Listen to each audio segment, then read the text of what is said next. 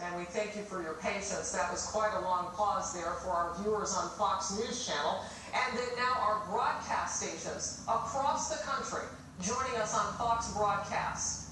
Fox News can now confirm a verdict has been reached in the George Zimmerman murder trial. I'm Harris Faulkner, live at this hour from New York. We have been on verdict watch for more than 24 hours. They haven't been deliberating it all that time. They took a break last night. They came back at it this morning, and they have been going all day long, with the exception of a quick break this afternoon and then over dinner. Now, we did learn they could still talk about this case during dinner, and likely would have done that if they have reached a verdict so quickly since coming back from that dinner break. The jury of 6 women had a question in this case about manslaughter charges. The judge clicked back and said, specifically, what do you want to know? They never answered the judge back, and we've been waiting for a couple of hours. Well, they've reached a verdict. You're looking live inside the courtroom. Everybody's been called in right now. This is Sanford, Florida. It's 9:53 Eastern. So that means they would have been deliberating about 16 hours at this point, between 15 and 16 hours. George Zimmerman was seen earlier shaking hands with his attorney after the first break in the case. And then now that they've come back from this dinner break, everybody in the courtroom now, the media have been called back. We're waiting now for this verdict to be read. I do want to mention an interesting detail. George Zimmerman, throughout the trial, had a 10 p.m. curfew as the defendant. You'll notice the time. We're just shy of 10 p.m. on the East Coast. Now, the trial had been going beyond the 10 p.m. point last week, with closing arguments, with witnesses, and each time that happened, the judge would then have to extend the time that he could be out and about. But tonight, just shy of 10 p.m. here on the East Coast, there sits George Zimmerman, and we could, in the next 4 or 5 minutes, hear what that verdict is. I know that we do have some guests on standby in one of our studios right now, and I want to bring in Judge Alex and Mercedes Coleman, if we could possibly do that, to also to get their perspective on this. But in the meantime, I want you to draw your attention to what's happening on the screen. You see people with their heads in their hands. They're tired. This has been a very long day. You've got now assembled inside that courtroom the defendant, his attorneys. You've got the prosecution. You do not have Judge Nelson. She's not there yet. Obviously, she'll sit between the flags. She hasn't been brought in yet. But we are all assembled. We are all assembled. And we've got Geraldo Rivera, who is down south for us tonight, south of New York City, Sanford, Florida. Geraldo, this went very quickly after that dinner break.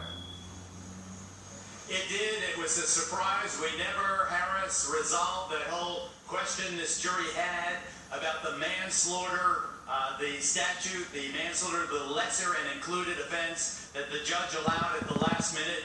We heard that they had a question about the context of that statute, its import, its meaning. The question, though, was thought to be too general. The judge sent the note back to the jury, said, what do you really want to know? As far as we know, Harris, the jury never came back and asked the specific question that they had. So I surmise, and this is just supposition based on my following this case so closely for the last 16 months, that they have, I believe, said, wait a second, does self-defense apply in a manslaughter rap as it did, obviously, in Murder 2? We know Murder 2 is off the table. There is no way on God's green earth that this man, George Zimmerman, will be convicted now of murder.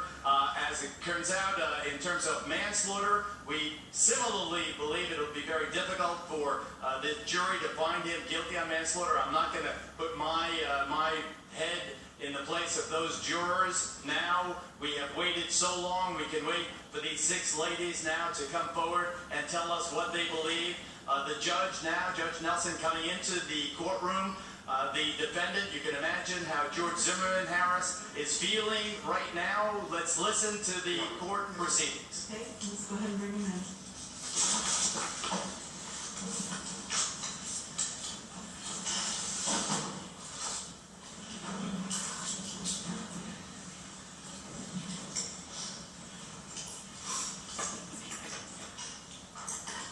And I will remind everybody in the courtroom that there's to be no outbursts upon the reading of the verdict or afterwards.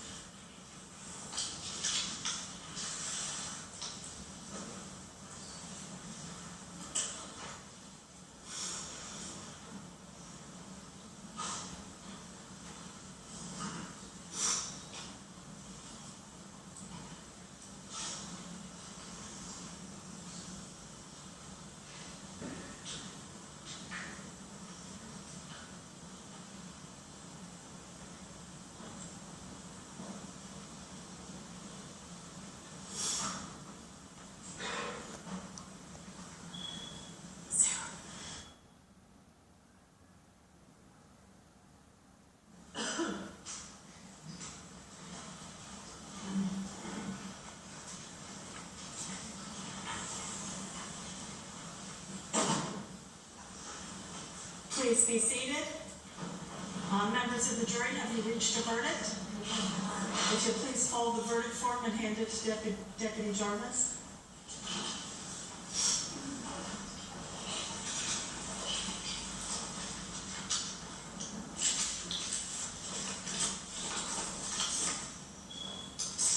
Okay, if you'll please publish the verdict.